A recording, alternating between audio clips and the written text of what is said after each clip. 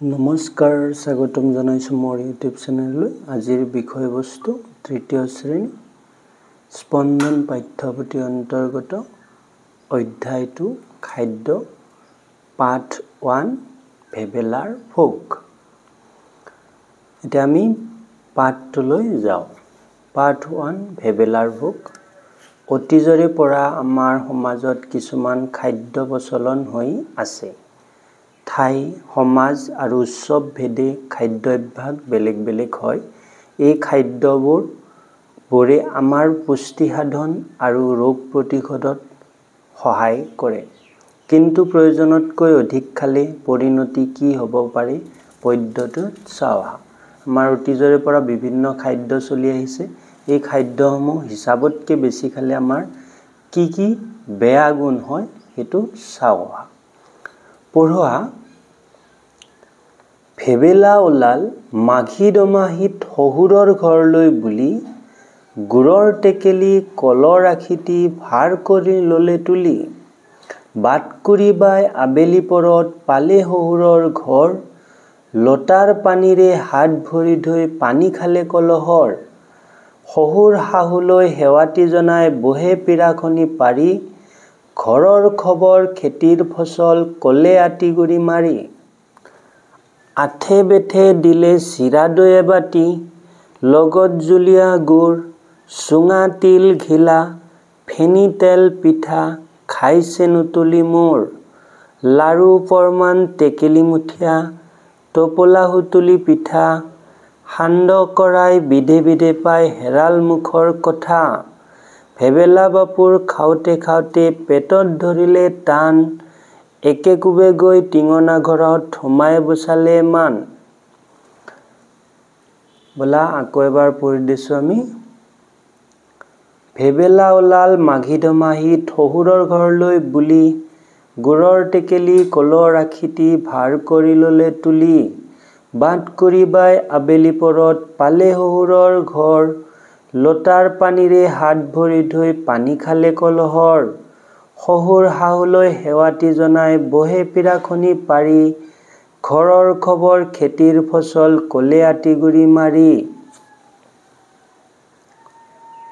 আঠে বেঠে দিলে চিৰা দৈ এবাটি, লগত জুলীয়া গুৰ, চুঙা তিল ঘিলা, ফেনি তেল পিঠা, খাইছে নুতুলি মোৰ। লাৰু পৰমান টেকেলি মুঠীয়া, টোপোলা সুতুলি পিঠা, সান্দহ কৰাই বিধে বিধে পাই হেৰাল মুখৰ কথা।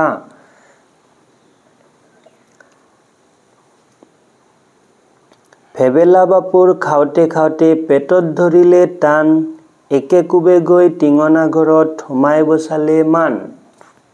এতিয়া আমি পাঠভিত্তিক ক্ৰিয়াকলাপ আলোচনা কৰিম। যে আলোচনা কৰোঁ আহা আৰু লিখো আহা যে ভেবেলাই কি দমাহীত শহুৰৰ ঘৰলৈ বুলি ওলাইছিল? মাঘী দমাহীত। খ নম্বৰ, ভেবেলাই কেতিয়া শহুৰৰ ঘৰ পাইছিল? আবেলি পৰত। গ নম্বৰ, ভেবেলাই শহুৰ শাহুৱেকক আতি গুৰি মাৰি কি কৈছিল? ঘৰৰ খবৰ আৰু খেতিৰ ফচলৰ কথা কৈছিল। ভেবেলাই টিঙনা ঘৰত কিয় সোমাবলগীয়া হৈছিল? বেছিকৈ খোৱাৰ কাৰণে পেটটো টানি ধৰিছিল। এতিয়া আমি প্ৰশ্নবিলাক লিখি ৰাখিছোঁ, এইবিলাক তোমালোকে চাবা। ক নম্বৰ উত্তৰটো হ'ব ভেবেলাই মাঘী দমাহীত শহুৰেকৰ ঘৰলৈ বুলি ওলাইছিল। খ নম্বৰটো হ'ব ভেবেলাই আবেলি পৰত শহুৰৰ ঘৰ পাইছিল। গ নম্বৰটো হ'ব ভেবেলাই ঘৰৰ খবৰ আৰু খেতিৰ ফচলৰ কথা শহুৰ শাহুৱেকক আতি গুৰি মাৰি কৈছিল। ঘ নম্বৰ, ভেবেলাৰ পেটটো টানি ধৰাৰ বাবে টিঙনা ঘৰত সোমাবলগীয়া হৈছিল। পেটটো টানি ধৰিছিল বেছিকৈ খোৱাৰ কাৰণে। এতিয়া 2 নম্বৰ প্ৰশ্ন, তলৰ প্ৰশ্নসমূহৰ শুদ্ধ উত্তৰটো বাছি উলিয়াই সঠিক গোল চিনটো পূৰণ কৰা। যিটো সঠিক গোল চিন আছে ইয়াত সেইটো পূৰণ কৰিম। ভেবেলাই ক নম্বৰ টেকেলিৰ পানী খাইছিল, খ নম্বৰ লোটাৰ পানী খাইছিল, গ নম্বৰ বাটিৰ পানী খাইছিল, ঘ নম্বৰ কলহৰ পানী খাইছিল। কি পানী খাইছিল? কলহৰ পানী। খ নম্বৰ এইটো হ'ব।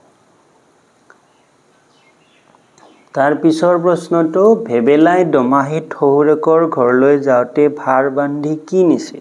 ভাৰ বান্ধি কান্ধত ভাৰ বান্ধি কি নিছিল? ক দৈৰ টেকেলি আৰু গুড়ৰ টেকেলি, খ দৈৰ টেকেলি আৰু কলহৰ ৰাখি, গ গুড়ৰ টেকেলি আৰু কলৰ ৰাখি, খ গুড়ৰ টেকেলি আৰু পানীৰ কলহ। গ নম্বৰ গুড়ৰ টেকেলি আৰু কলহৰ ৰাখি নিছিল।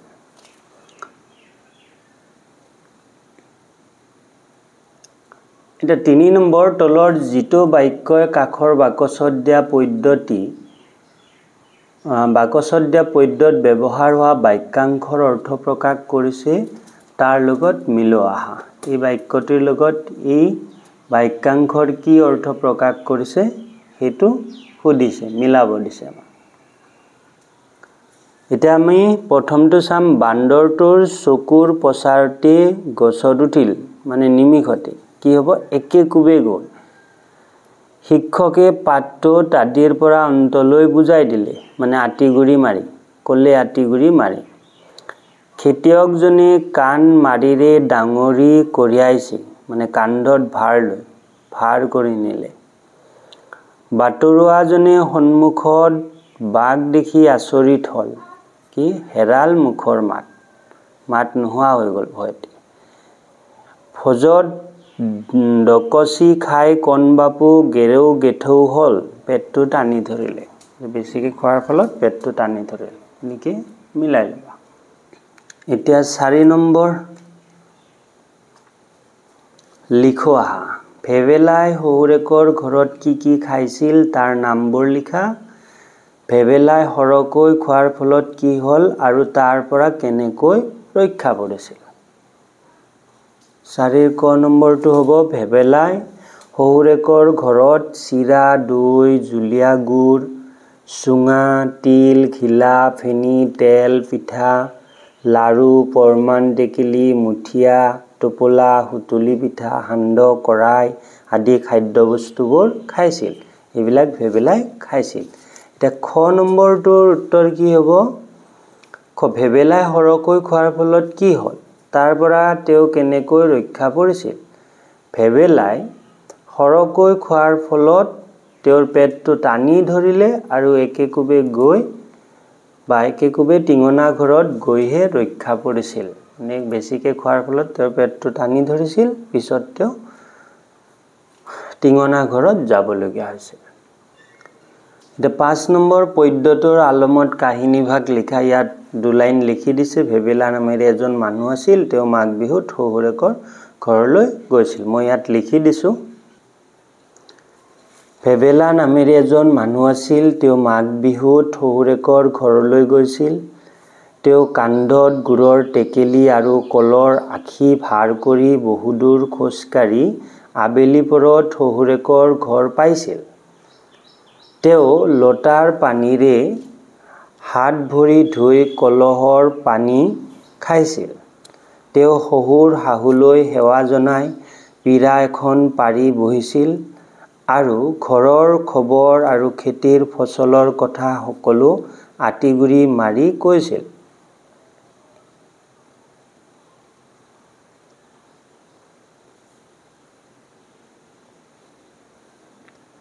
শহুৰ শাহুৱেকে আদৰেৰে চিৰা, দৈ, জুলীয়া গুড়, চুঙা, তিল, ঘিলা, ফেনী, তেল, পিঠা, লাৰু, পৰমান টেকেলি, মুঠীয়া, টোপোলা, সুতুলি পিঠা, সান্দহ, কৰাই বিধে বিধে খাবলৈ দিছিল।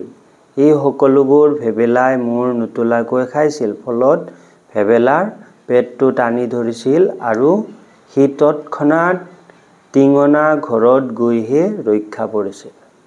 এইটো এনেদৰে কাহিনীটো আমি লিখিব লাগিব। এতিয়া ভাষা অধ্যয়ন, যে শব্দৰ লগত অৰ্থৰ লগত আঁচ টানি মিলাও আহা। এইকেইটা শব্দ ইয়াত অৰ্থ আছে। বাট কৰি বাই মানে বহু দূৰ খোজকাঢ়ি যোৱা, এইটোৰ লগত এইটো মিলিব। আঠে বেঠে মানে আদৰেৰে, এইটো। টিঙনা ঘৰ, পায়খানা ঘৰ, পায়খানা বুলি কয় আমাৰ টয়লেট বুলি যিটো কয় সেইটো। খবৰ মানে বাতৰি, এইটোৰ লগত। আঁতিগুৰি মাৰি আগগুৰি।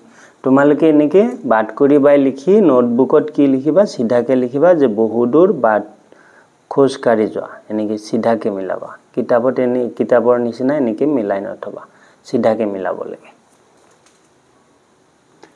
শব্দ গঠন কৰি লিখোৱা শব্দ গঠন কৰিব দিছে তোমালোকে কবিতাটোত তেল তিল ঘৰ আৰু কৰাই শব্দকেইটা পাইছা এতিয়া হেইবোৰ শব্দ আদি আখৰত তালব্য বহুৱালে কি হ'ব ছবিৰ তলৰ বাকচত লিখা যে প্ৰথম আখৰটোত তালব্য বহালে কি হ'ব ইয়াত তালব্য বহালে কি হ'ব হেল হ'ব এপাত হেল ছবি চাই বহাব দিছে হেল তাৰ পিছত এটো হিল হ'ব তাৰ পিছত এটো হৰ হ'ব আৰু এটো হৰাই হ'ব এতিয়া আমি 8 নম্বৰ লৈ গৈছো যে চৰাইটোৰ পেটত থকা শব্দৰে তলৰ বাক্যবোৰ পুৰোৱা ইয়াত চৰাইটোৰ পেটত কেইটামান ফসল জুলিয়া দমাহি ভাৰ শব্দ দিছে ইয়াত খালি বাকচত ভৰাব লাগিব বহাগৰ ক নম্বৰ বহাগৰ ডেজত গৰু ঘাঁহ খায় বহাগৰ গা ধুৱায় বহাগৰ দমাহিত গৰুত গা ধুৱায় খ নম্বৰ বাটৰুৱাজনে ডেজখন গৈ গছৰ ছাত জিৰণি ল'লে ভাৰখন ভেবেলাই গ নম্বৰ ভেবেলাই খেতিৰ ডেজ বজাৰলৈ নিলে ফসল খ মৌ এবিধ জুলীয়া খাদ্য মানে পনীয়া মৌটো জুলীয়া খাদ্য 9 নম্বৰ ফুলৰ পাহিত থকা ছন্দযুক্ত শব্দ লৈ কবিতাটোত সম্পূৰ্ণ কৰোৱা ছন্দযুক্ত মানে ৰাইমিং অৰ্থ একে উচ্চাৰণৰ শব্দ কি দিছে কল বল খাম পাম এইকেইটা হল একে উচ্চাৰণৰ শব্দ দিছে চাও পামৰ লগত খাম হ'ব কলৰ লগত বল হ'ব মানে উচ্চাৰণ মিলিব লাগিব হেখন মামাৰ ঘৰলৈ যাম উদৰ পুৰাই খাম মটো মিলাইছে ছন্দযুক্ত ছন্দ মিলিছে ইয়াত আমাৰ আম কঠাল যাম মামাৰ বাৰীত পাম মা মিলিছে যদি খোৱা গাখীৰ কল তেহে পাবা দেহাত বল মানে হেখৰ উচ্চাৰণটো কি হ'ব লাগিব মিলিব লাগিব ছন্দ মিলিব লাগিব এখিনি হল এতিয়া আমি নেক্সট পেজলৈ যাম এতিয়া পকা কল ধুনিয়াকে দেখাই দিছে খাবই মন গৈছে তোমালোকে চোৱা ছবিৰ তলত থকা শব্দবোৰৰ লগত খাপ খোৱাকৈ বাকচত থকা শব্দবোৰ লিখা থোক হি থোপা আখি তে কলৰ লগত কি হ'ব আখি আৰু এটো ধানৰ কি হ'ব হি হ'ব